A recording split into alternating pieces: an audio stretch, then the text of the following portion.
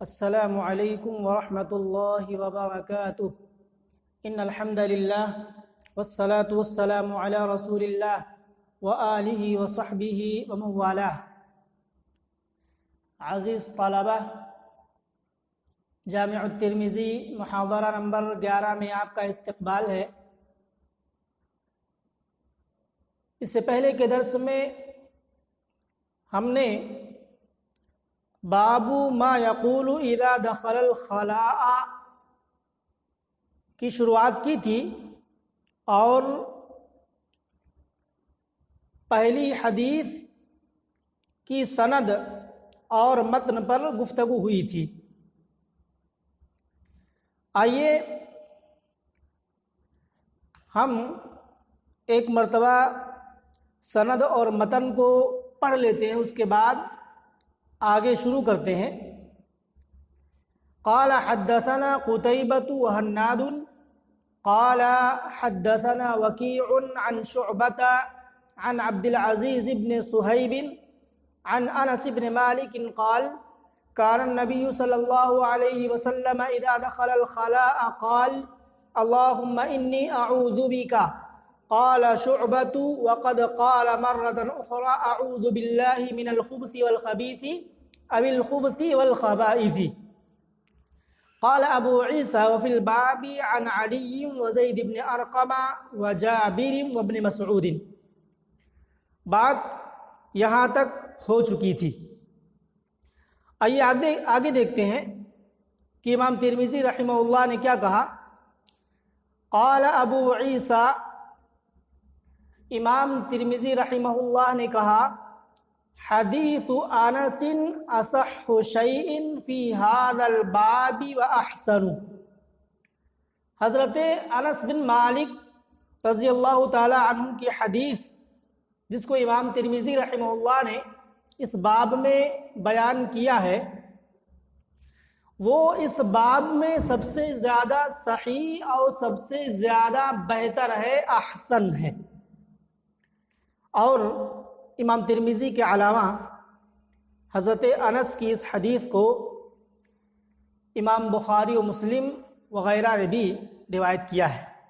آگے امام ترمذی رحمہ اللہ کہہ رہے ہیں وحدیث زید بن ارقم فی اسنادہ اضطراب، اور زید بن ارقم کی حدیث کی سند کے اندر اضطراب ہے۔ اسی حدیث کے راوی حضرت انس بن مالک کے علاوہ زید بن ارقم بھی ہیں، جیسا کہ امام ترمذی رحمہ اللہ نے اشارہ کیا ہے۔ قال ابو عیسیٰ فی الباب عن علی وزید بن ارقم وجابر وابن مسعود۔ تو زید بن ارقم کی حدیث کی جو سند ہے، کہہ رہے ہیں کہ اس میں اضطراب ہے۔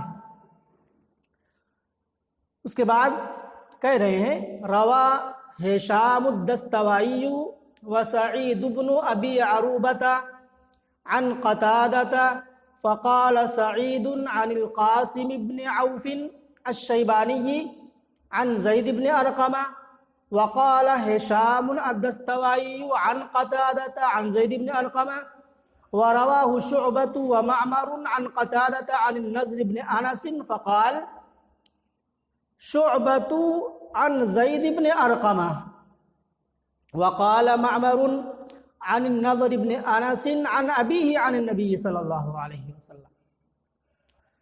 تو یہ اس سند کے اندر اضطراب دکھلا رہے ہیں۔ کیسے؟ آئیے اسے سمجھنے کی کوشش کرتے ہیں۔ سب سے پہلے ہم اور آپ یہ سمجھیں کہ اضطراب کس کو کہتے ہیں اور مضطرب حدیث کی تعریف کیا ہے۔ اضطراب کہتے ہیں جب ایک ہی شیخ سے روایت کرنے والوں کے بیان میں اختلاف ہو جائے تو اسی کو اضطراب کا نام دیا جاتا ہے۔ اور مضطرب حدیث کی تعریف ہے ما اختلف الرواة فيه على وجه لا يمكن فيه الجمع ولا الترجيح۔ ما اختلف الرواة فيه على وجه، جس حدیث کے اندر، جس حدیث کے سلسلے میں، چاہے وہ سند کے اندر اختلاف ہو یا متن کے اندر اختلاف ہو، سند کے اندر اگر اختلاف ہوگا تو اس کو مضطرب سندن کہا جائے گا، اور اگر متن کے اندر اضطراب ہو تو اس کو مضطرب متنن کہا جائے گا۔ تو گویا اضطراب کی دو قسمیں ہیں، سند کے اعتبار سے اور متن کے اعتبار سے۔ تعریف کیا ہے؟ وہ حدیث جس میں راویوں کا اس طور پر اختلاف ہو کہ اس حدیث میں جمع اور ترجیح ممکن نہ ہو، کسی بھی طریقے سے جمع و تطبیق کا طریقہ بھی نہ اپنایا جا سکتا ہو اور راجح اور مرجوح کی بھی بات وہاں پر نہ بنتی ہو، تو اس حدیث کو مضطرب کہا جاتا ہے، اور مضطرب حدیث یہ ضعیف کے زمرے میں آتی ہے۔ تو آئیے دیکھتے ہیں اس سند میں اضطراب کیسے ہے۔ کہہ رہے ہیں روا ہشام الدستوائی، ہشام دستوائی نے روایت کیا ہے۔ تو کہہ رہے ہیں کہ ہشام دستوائی، دستوا یہ کس کی طرف نسبت ہے؟ تو کہہ رہے ہیں دستوائی منسوب الی دستوا، دال کے فتح کے ساتھ، جو کہ اہواز کا ایک ضلع یا شہر یا کوئی قریہ تھا۔ مغنی جو کہ امام ابن قدامہ کی کتاب ہے اس کے اندر یہ بات کہی گئی ہے۔ تو اضطراب کی وضاحت کیسے ہے؟ علامہ ابو الطیب رحمہ اللہ نے اپنی کتاب غایۃ المقصود میں اس اضطراب کی توضیح اس طرح کرتے ہیں کہ ہشام، سعید بن ابی عروبہ، شعبہ اور معمر سب کے سب قتادہ سے اختلاف کے ساتھ روایت کر رہے ہیں۔ روایت کرنے والے کون کون ہیں؟ ہشام یعنی ہشام الدستوائی، سعید بن ابی عروبہ، اور تیسرے ہیں شعبہ، اور چوتھے ہیں معمر۔ سب کے سب قتادہ سے روایت کر رہے ہیں، لیکن سب الگ الگ روایت کر رہے ہیں۔ تو ایک ہی شیخ سے روایت کرنے میں ان چاروں کا اختلاف ہو رہا ہے۔ چنانچہ آپ دیکھیں کہ سعید یہ کس سے روایت کرتے ہیں؟ سعید یہ قتادہ سے روایت کرتے ہیں، اور قتادہ قاسم بن عوف سے روایت کرتے ہیں۔ قاسم بن عوف الشیبانی سے روایت کرتے ہیں، اور قاسم بن عوف الشیبانی یہ زید بن ارقم سے روایت کرتے ہیں۔ یہ ایک سند ہو گئی۔ دوسری سند دیکھیں، ہشام یہ قتادہ سے روایت کرتے ہیں، اور قتادہ یہ زید بن ارقم سے روایت کرتے ہیں۔ قتادہ زید بن ارقم سے روایت کرتے ہیں۔ تو کیا معلوم ہوا؟ معلوم یہ ہوا کہ بیچ میں ایک واسطہ جو قاسم بن عوف کا سعید نے بیان کیا ہے وہ ہشام کے یہاں نہیں پایا جا رہا ہے۔ قتادہ ڈائریکٹ زید بن ارقم سے روایت کر رہے ہیں، جبکہ سعید والی روایت میں قتادہ قاسم بن عوف سے روایت کر رہے ہیں۔ اسی طریقے سے شعبہ والی جو روایت ہے، تو شعبہ یہ قتادہ سے روایت کرتے ہیں، اور قتادہ نضر بن انس سے روایت کرتے ہیں، اور نضر بن انس یہ زید بن ارقم سے روایت کرتے ہیں۔ تو یہاں قتادہ کس سے روایت کر رہے ہیں؟ نضر بن انس سے، جبکہ ہشام والی روایت میں قتادہ زید بن ارقم سے ڈائریکٹ روایت کر رہے تھے، اور سعید والی روایت میں قتادہ قاسم بن عوف سے روایت کر رہے تھے۔ لیکن شعبہ والی روایت میں قتادہ نضر بن انس سے روایت کرتے ہیں، اور نضر بن انس یہ زید بن ارقم سے روایت کر رہے ہیں۔ اور معمر کی جو روایت ہے، معمر یہ قتادہ سے روایت کرتے ہیں، اور قتادہ نضر بن انس سے روایت کرتے ہیں، اور نضر بن انس یہ اپنے والد انس سے روایت کرتے ہیں۔ تو اضطراب دو جگہوں پر ہے، اضطراب دو جگہوں پر پایا جا رہا ہے۔ نمبر ایک کہاں پایا جا رہا ہے؟ سعید والی روایت میں کیا ہے کہ وہ قاسم بن عوف سے روایت کرتے ہیں، اور وہ قاسم بن عوف زید بن ارقم سے روایت کرتے ہیں۔ اور ہشام والی روایت میں ہے کہ وہ یعنی قتادہ زید بن ارقم سے روایت کرتے ہیں، اور شعبہ والی روایت میں ہے کہ قتادہ نضر بن انس سے روایت کرتے ہیں، اور نضر بن انس یہ زید بن ارقم سے روایت کرتے ہیں۔ تو قتادہ کے شیخ کے سلسلے میں اضطراب ہے۔ قتادہ ایک مرتبہ اپنے شیخ کا نام قاسم بن عوف بتلاتے ہیں، دوسری مرتبہ زید بن ارقم، اور تیسری سند کے اندر نضر بن انس۔ تو اس طریقے سے قتادہ کے شیخ کے بیان میں اضطراب پایا جا رہا ہے۔ اور دوسری جگہ اضطراب کہاں ہے؟ نضر بن انس کے شیخ میں بھی اضطراب ہے، اس لیے کہ نضر بن انس شعبہ والی روایت میں زید بن ارقم سے روایت کر رہے ہیں، جبکہ معمر والی روایت میں نضر بن انس اپنے والد انس سے روایت کر رہے ہیں۔ تو دو جگہوں پر اضطراب پایا جا رہا ہے۔ تو یہ اضطراب کی وضاحت ہوئی۔ اب امام ترمذی رحمہ اللہ کہتے ہیں قال ابو عیسیٰ سألت محمدا عن هذا فقال يحتمل ان يكون قتادة روى عنهما جميعا۔ امام ترمذی رحمہ اللہ کہتے ہیں کہ میں نے کس سے پوچھا؟ محمد بن اسماعیل بخاری رحمہ اللہ سے پوچھا، امام ترمذی کے استاذ ہیں۔ اس تعلق سے پوچھا، یعنی اس اضطراب کے تعلق سے پوچھا، تو انہوں نے کیا کہا؟ اس بات کا احتمال ہے، ہو سکتا ہے کہ قتادہ نے دونوں سے روایت کیا ہو، روا عنہما جمیعا، دونوں سے ایک ساتھ روایت کیا ہو، دونوں سے روایت کیا ہو۔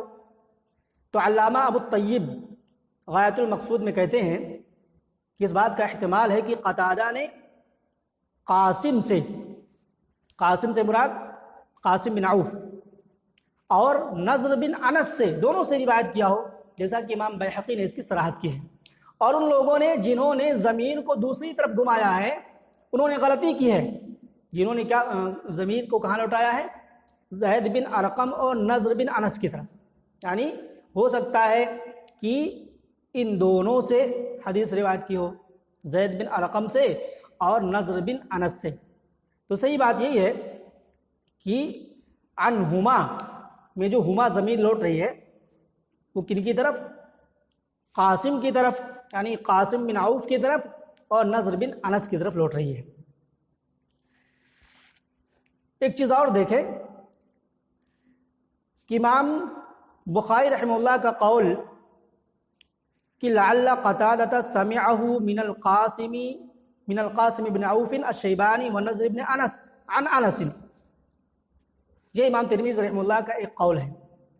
تو یہ قول آپ کے پچھلے قول کے مخالف ہے۔ امام ترمذی رحمہ اللہ کی یہ بات پچھلی بات کے مخالف ہے جو امام بیہقی کے کلام میں مذکور ہے، جس کے الفاظ اس طرح ہے لعل قتادہ سمع منہما جميعا عن زید بن ارقم، تو عن زید بن ارقم تو کہہ رہے ہیں کہ بظاہر یہ معلوم ہوتا ہے کہ عن انس کا جو لفظ ہے وہ سہو سے، غلطی سے واقع ہو گیا ہے، آ گیا ہے۔ تو اگر یہ کہا جائے کہ امام بخاری کی بعد سے بھی تو اضطراب ختم نہیں ہو رہا ہے، تو اس بات کا احتمال ہے کہ قتادہ نے سب سے روایت کیا ہو، قتادہ نے سب سے روایت کیا ہو۔ تو شاعر رحمہ اللہ کہتے ہیں عبد الرحمن المبارکوی رحمہ اللہ کہ ہاں، مگر یہ کہا جائے گا کہ قتادہ نے ان دونوں سے روایت کیا ہے، زید بن ارقم کے حوالے سے، اور زید بن ارقم